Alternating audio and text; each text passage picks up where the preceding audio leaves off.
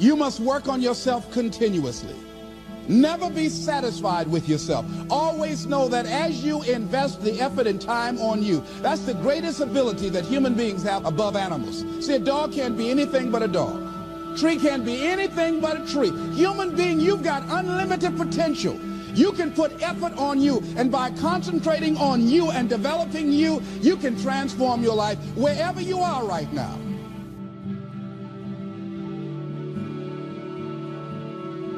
And as you continue to work on yourself, you will begin to expand your vision of yourself. You'll begin to work towards self-mastery.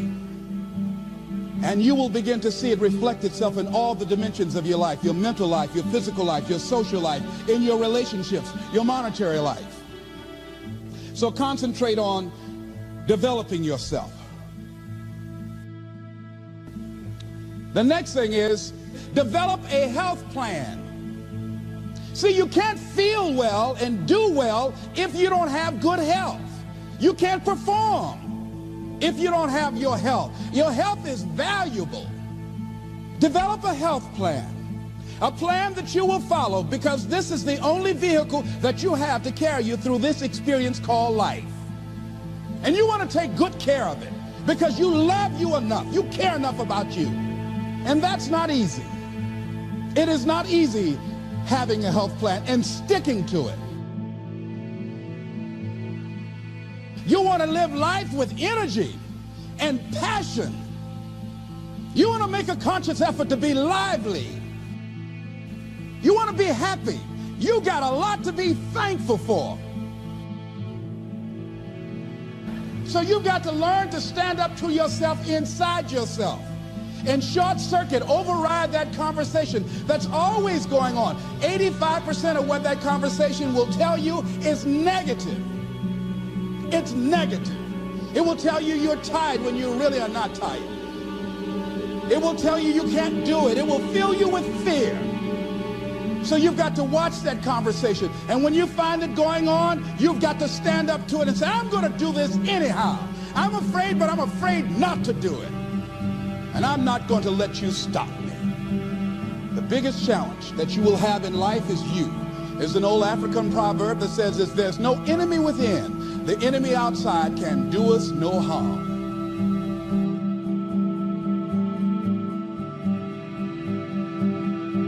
What do you want? What gives you your life? How will you know when you got it? What will make you happy?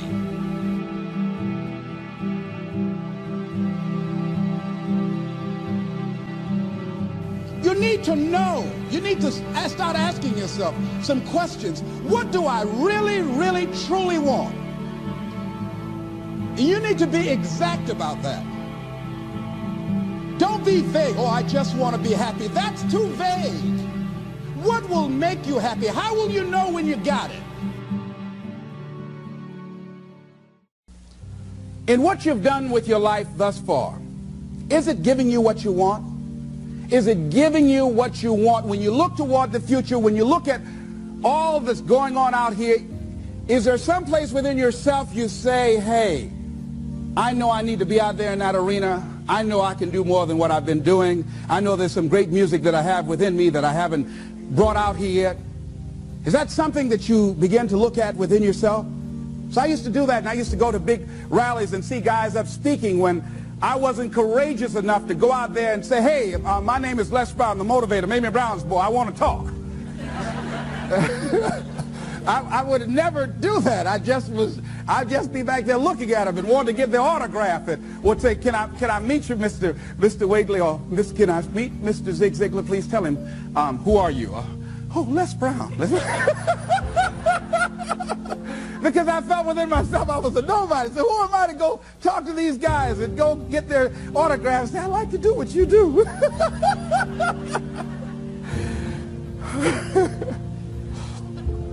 See, I say if you look at your life, and if you're not getting what you want, you owe it to yourself to do something differently. If you're on a job, 85%, they say, of Americans go to jobs that they're unhappy.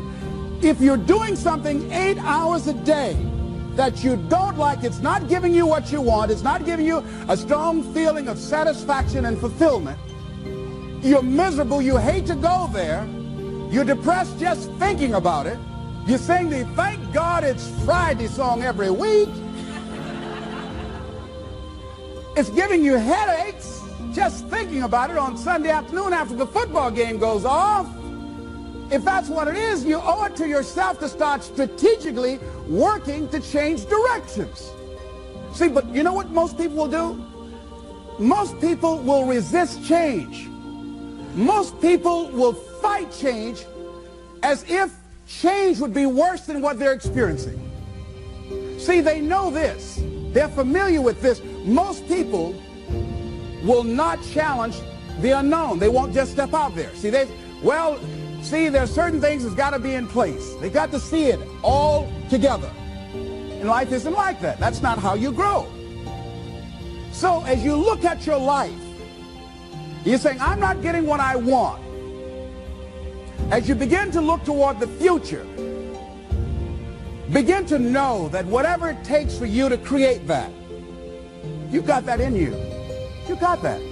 You've got genius in you. You've got goodness in you. You've got creativeness in you. If you decide to take the initiative to change the current quality of your life, I say to you that you will find that the universe is on your side, that life is on your side. Now, will it be turbulent? Yes. Will it be easy? No, no. Will you have some opposition? Yes. Will I make a lot of mistakes? Yes. Will I get hurt? Yes. Yes. See, a lot of people won't try anything different in life because they don't want to get hurt. Let me tell you something. It's too much pain to duck. Pain is everywhere. You can hide under here. It will come where you are. Really, if I go back here, pain will come. Hey, Les, come on out. It will come. It's everywhere. Viktor Frankl calls it unavoidable suffering. You can't duck it. But most people spend their life not wanting to deal with the pain of rejection, the pain of defeat, the pain of being disappointed, the pain of losing, the pain of failure, the pain of being criticized, the pain of not being liked, the pain. That's called life. Life is full of pain. It's everywhere. But guess what? There's no gain without pain. Now, if you're going to hurt anyhow, get some yardage out of it.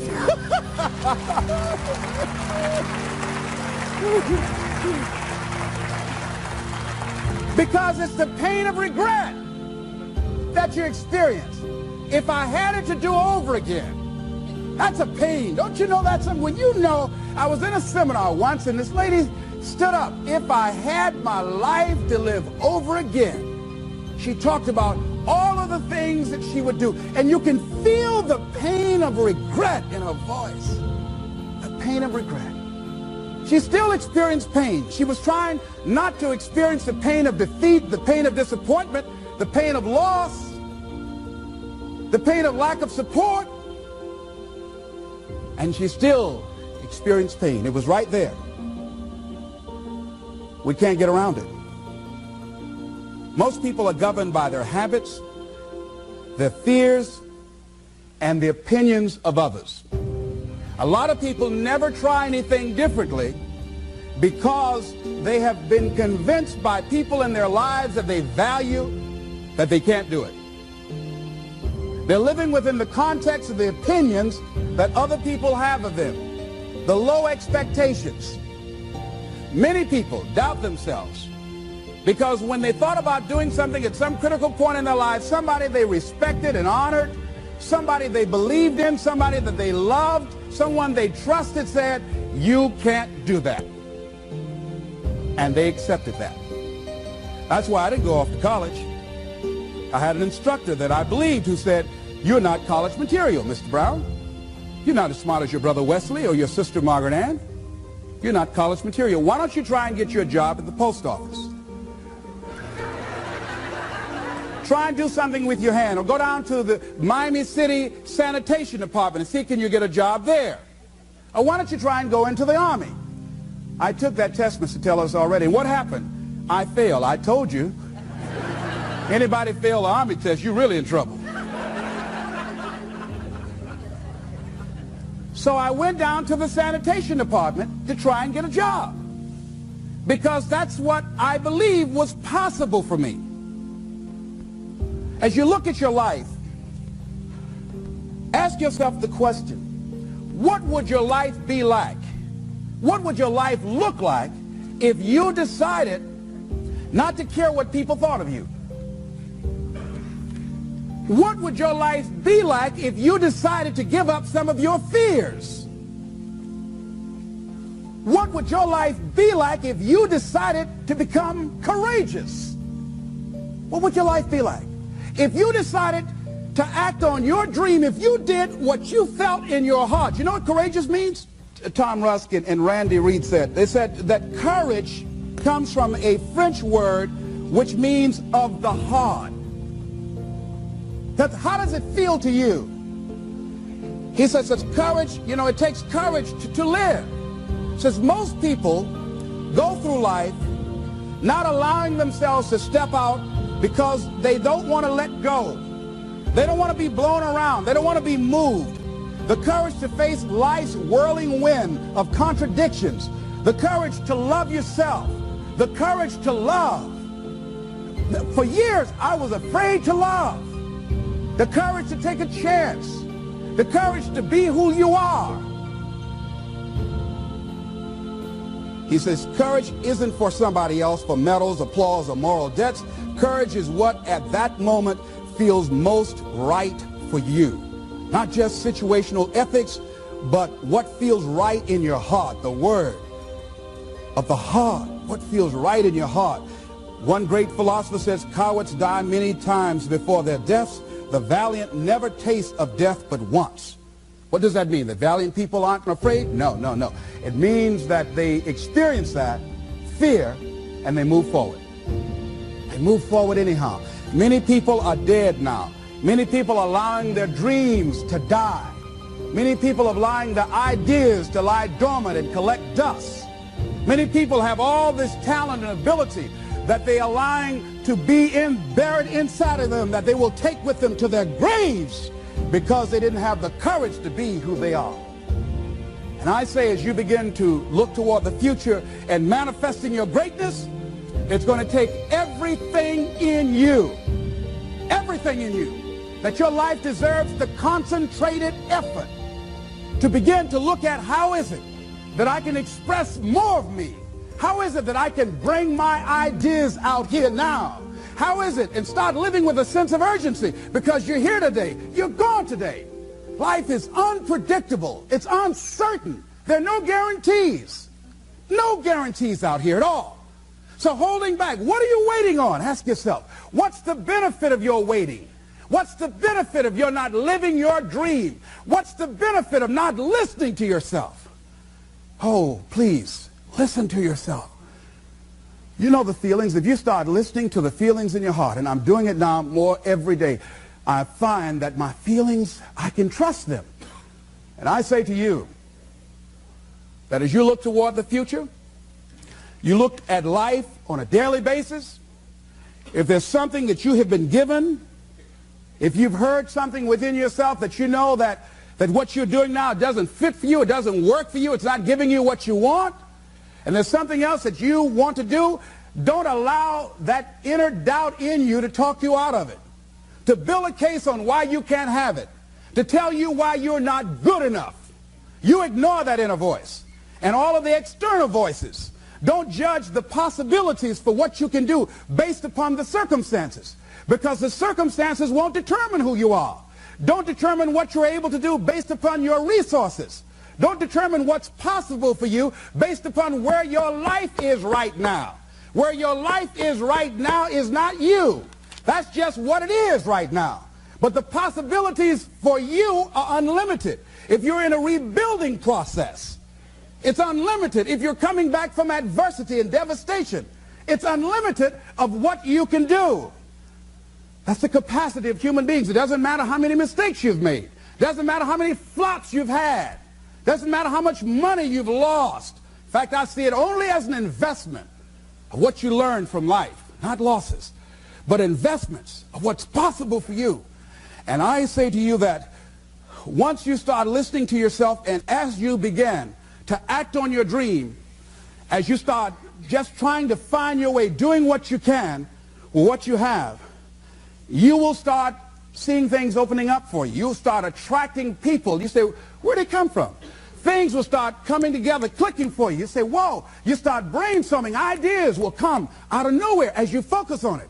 The key to it is to begin to focus on what it is you want to do. Why, Les? Why is that important? Because as you focus on that which you want to do, that which we focus on, that which we give our energy to, it will begin to multiply. It will begin to expand. It will begin to develop your consciousness. And out of that comes your greatness. Out of that comes a commitment. Out of that comes a passion for life. Out of that comes a special power that you have in you that you haven't even called on yet.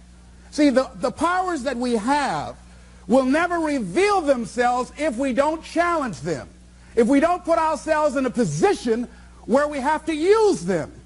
So one of the most important things is reading a book that's a really interesting book called Instant Millionaire, and the guy said, put yourself in a position where you can't retreat, where it's do or die, sink or swim.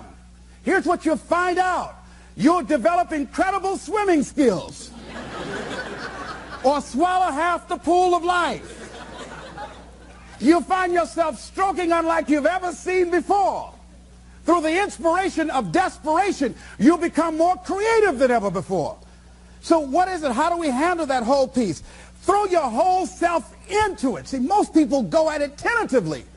They don't give all their stuff. They don't concentrate. They don't put everything they've got in them. One guy wrote a book called All You Can Do Is All You Can Do. And all you can do is enough. But he said, make sure you do all you can do.